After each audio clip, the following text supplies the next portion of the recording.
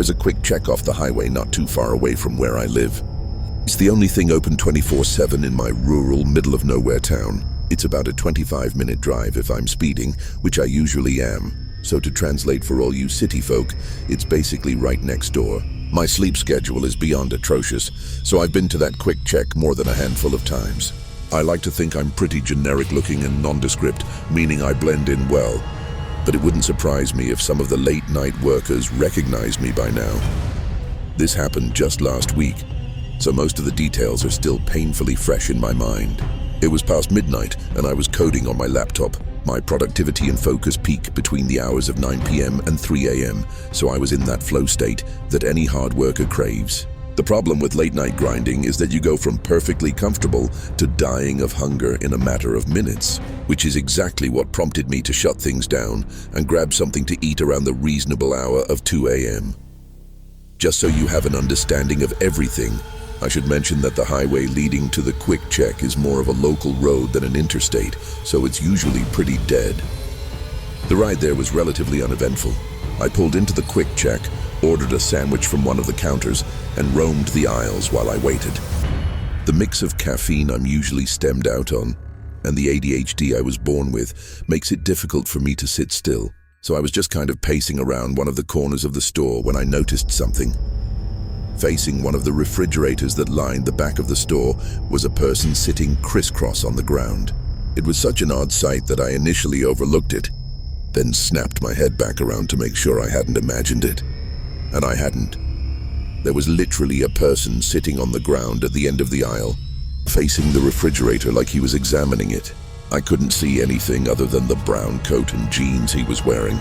I needed to get a better look at this guy, at his face at least, so I walked a few aisles down. My plan was to turn the corner really quickly, get a good look at him, then turn back up one of the aisles, ideally before he noticed me looking. Staring at strangers so explicitly is obviously really rude, so I didn't want him to catch me doing it. I was trying to be inconspicuous about it, or at least appear like I was browsing the snacks. But I guess I didn't do a good job of that. Because as soon as I turned the corner to look at him, he whipped his head around and stared back at me. His movement was so abrupt that I actually froze up for a few seconds, forgetting what I was even doing there in the first place. And let me tell you, one look at this guy confirmed he was far from normal. Forget about the sitting on the ground and staring into the refrigerator. This guy was definitely on something, which I could tell from his abnormally wide eyes and the way his lip was vibrating, like it was fully quivering, almost as if he were cold. Except it was actually kind of hot in there, and he was also wearing a jacket. His posture was all twisted up too, like he was straining instead of sitting, if that makes any sense. But the worst thing by far was the look he was giving me. He wasn't smiling, and he wasn't scowling either. He was staring blankly at me with this dead-eye stare that made it kind of seem like he actually was dead. The whole scene was freaky as hell. After staring at each other for an uncomfortable amount of time, I finally averted my eyes and dipped up one of the aisles, eager to get my food and leave. It wasn't ready yet, though. I stood at the counter and waited. The anxiety was getting to me, so I angled myself to face the corner of the store where the guy had been sitting.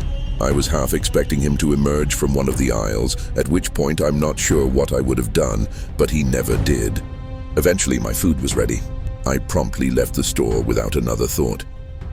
I thought that was the end of it, but as I was turning to get back on the highway, I saw something move out of the corner of my eye. I glanced back towards the store and saw a person running full speed from the store entrance to the far end of the parking lot. I was already halfway onto the highway at that point, but as soon as I saw what looked like a brown coat, I knew it was him. As I drove past the quick check, I looked over at it one more time to see that guy was now jumping into a truck. I didn't even want to imagine what a guy like that could possibly be rushing to do at 2 a.m. I was just happy I had nothing to do with it.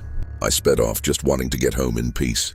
After a few minutes, the last of the fluorescent storefront lights faded into darkness behind me, and I was driving through desolate nothingness once again.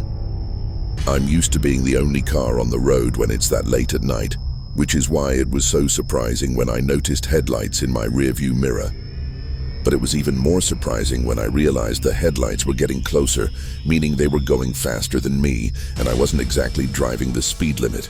My first thought was that I was about to get pulled over, so I instinctively slowed down a bit. The headlights kept approaching, and I knew what was about to happen. Police lights were about to start flashing, and my night was about to be ruined. But once the car finally got close enough, I realized it wasn't a cop. It was that guy from the quick check. It was the same car from the parking lot. I've never been more certain of anything in my life. I slammed my foot back on the gas and got back up to speed. The guy behind me started flashing his lights at me and honking, and I didn't know what to do. Try and outrun him, or pull over and just pray that he'd keep going. I was in a sedan and he was driving a pickup truck, so I figured I could outrun him. The faster I went, though, the more terrified I became. I can only describe that feeling as true terror. The feeling that you're literally approaching death. By the time I'd gotten up to 100 miles per hour, the voice in my head was screaming that I was going to die if I kept accelerating. I swerved into the right lane, hoping he'd shoot by me, but instead, he actually swerved to stay behind me. I started slowing down with the intention of pulling over on the shoulder, but the moment I took my foot off the gas, the truck actually rammed into me. I grabbed the wheel to stabilize the car and realized I was in a life-or-death situation. The guy tailing me was trying to kill me. Everything was happening so fast, I couldn't think. I knew he was going to try ramming me again, and at that speed, I knew I would be lucky not to spin out. I don't know if it was the terror or my survival instincts kicking in, but the moment I saw him go for it, I swerved to the left and slammed on the brakes.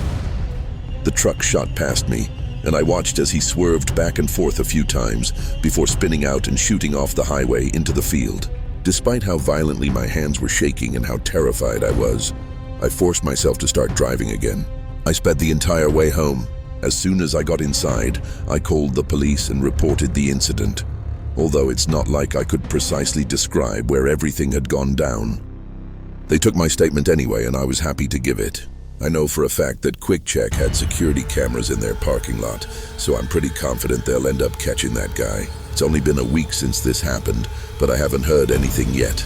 My car isn't dinged up too badly, but I still need to get it repaired. As for why in the world that guy had gone after me, your guess is as good as mine. I just hope I never see him again.